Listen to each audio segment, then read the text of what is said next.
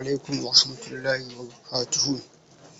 Yanzu in Allah da zamu nuna wa mutane yadda ake creating na account na MTFE.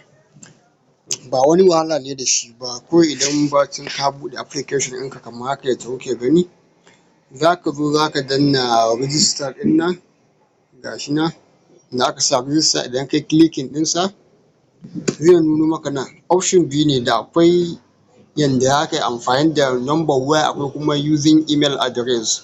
Amma gaskiya dai mafi sauƙi kayi amfani da email address saboda sun fi turo da OTP da wuri. To bara mu gwada,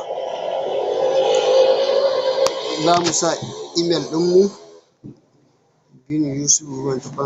sannan za mu in ka danna continue dole sai ka selecting me country naka, sai ka tafi ka nemo country naka. Mu country ɗinmu Najeriya ne, ga mu nan kawai sai ka danna continue. Sannan da akwai organization code da suke tambaya da kuma promo code.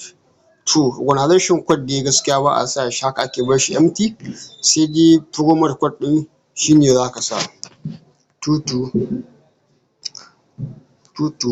2256140.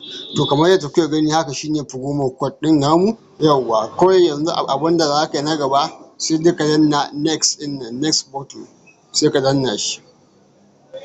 Gashi nan zaka sa verification code, sai ka danna wannan get verification code.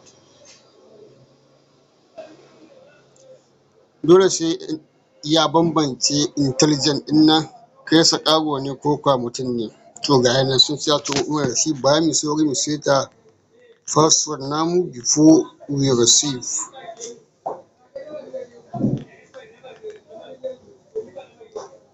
So yanzu dai kawai ina waiting ɗin OTP nawa ne.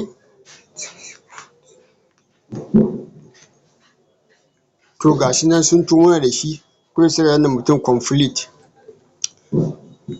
Kana danna complete ka have registered successfully. To insha Allah next video namu zamu nuna muku yadda ake yin verification da KYC da kuma yadda ake depositing.